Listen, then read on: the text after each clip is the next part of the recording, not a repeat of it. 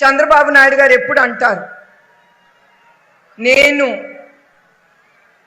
ఇక్కడ ఉంటానో రేపు ఉండను, రేపు మీ బిడ్డలు నన్ను చూస్తారో చూడరో నాకు తెలియదు, కానీ నేను చేసిన పని మిగిలిపోతుంది. ఆ పని చూసి చంద్రబాబు నాయుడు గారు చేశారు అనే ఆ మాట మిగిలిపోతుంది, అది నాకు చాలు అని కోరుకున్నారు. అది కూడా ఆయన నమ్మారు, అట్లానే కూడా ఆయన ముందుకెళ్ళారు.